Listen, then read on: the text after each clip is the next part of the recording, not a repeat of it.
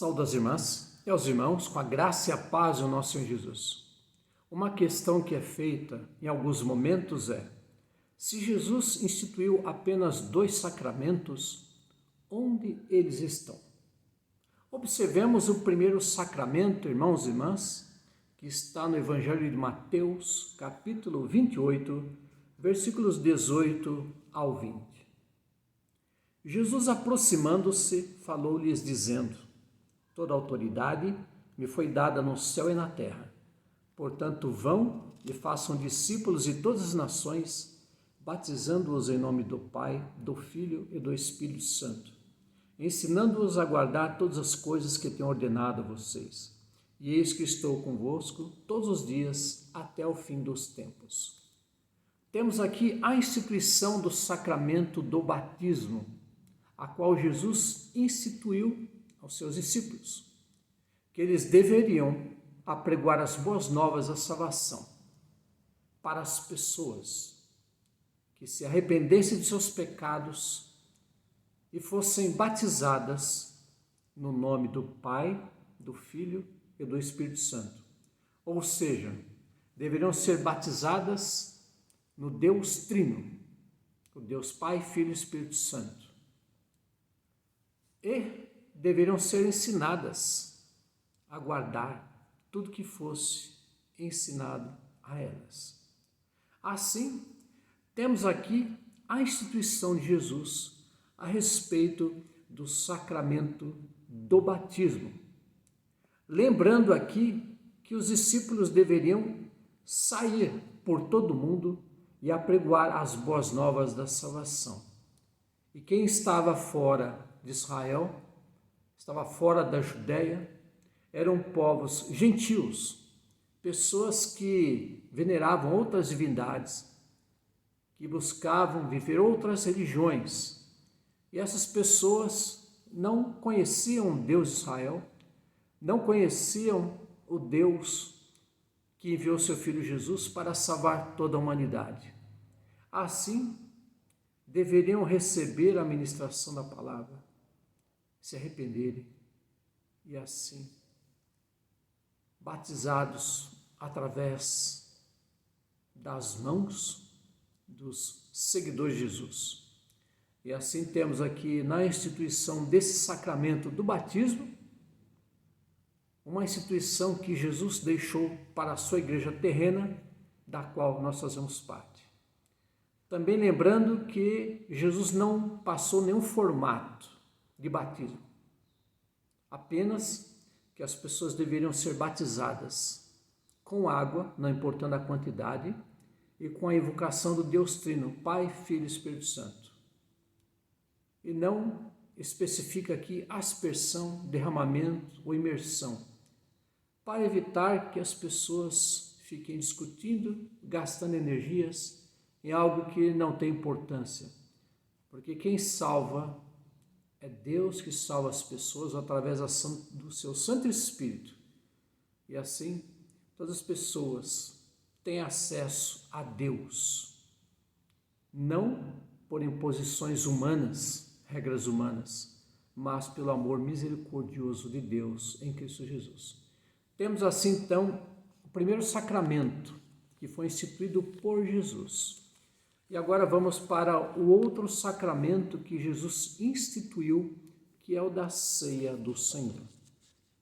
Comecemos Evangelho de Lucas, capítulo 22, primeiro vamos ler do versículo 7 ao 13. Chegou o dia da festa dos pães sem fermento, em que era necessário fazer o sacrifício do cordeiro pascal. Então Jesus enviou Pedro e João, dizendo: vão e preparem a Páscoa para que a comamos. Eles lhe perguntaram: onde o Senhor quer que a preparemos? Jesus lhes explicou: ao entrar na cidade, vocês encontrarão um homem com um cântaro de água. Sigam esse homem até a casa em que ele entrar. E digam ao dono da casa: o mestre pergunta: onde fica o aposento no qual comerei a Páscoa com os meus discípulos? Ele lhes mostrará um espaçoso cenáculo mobiliado. Ali façam os preparativos.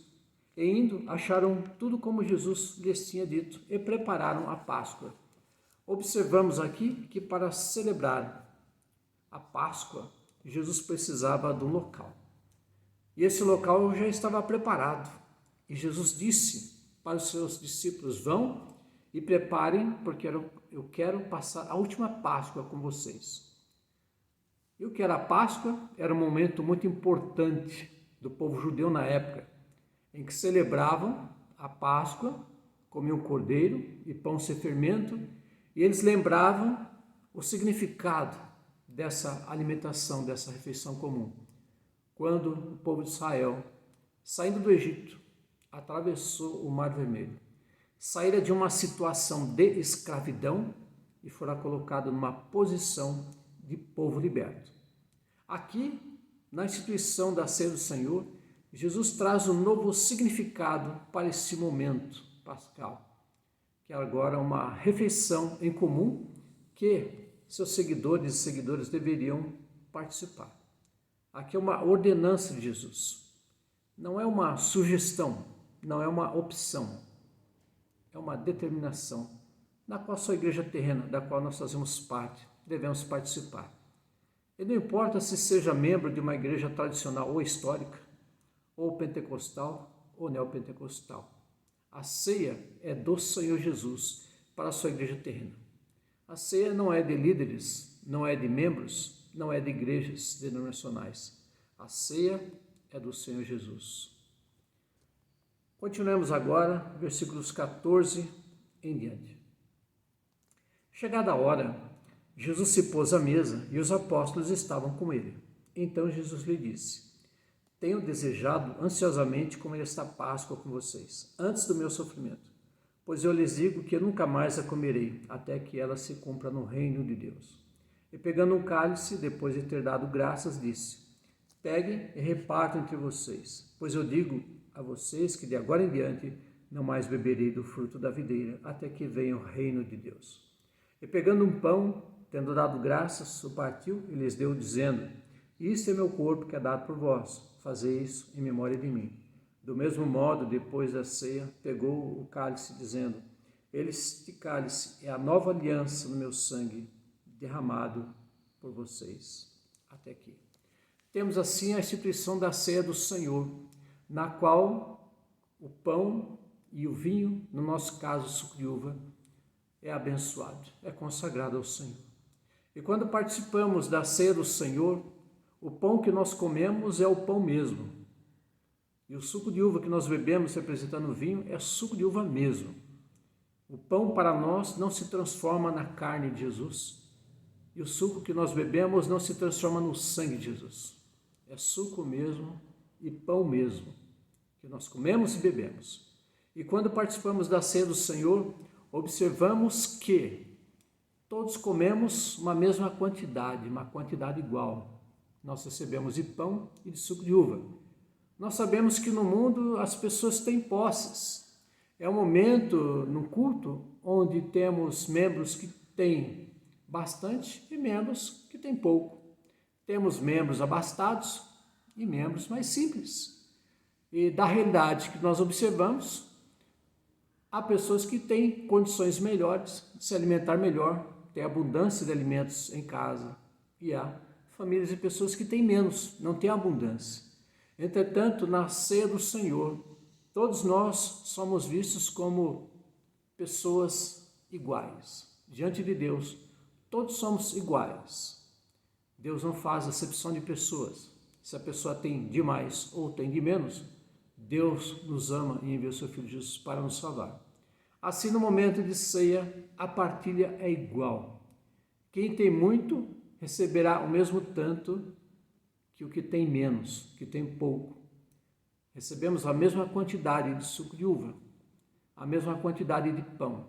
É o momento de comunhão, de partilha. Assim, irmãos e irmãs, temos assim, nesse pequeno estudo, sobre onde estão os sacramentos que Jesus instituiu. Fora esses dois sacramentos, a igreja protestante, a igreja evangélica, as igrejas denominacionais em todo o mundo não aceitam. Aceitamos apenas esses dois sacramentos que Jesus instituiu: o sacramento do batismo e o sacramento da ceia. Que Deus abençoe. Obrigado, Senhor Deus, por podermos aprender algo mais da Tua palavra sobre os sacramentos que Teu Filho Jesus instituiu. E assim te agradecemos o nome do Teu Filho Jesus. Amém. Um abraço fraternal em Cristo Jesus, minhas irmãs e meus irmãos. Amém.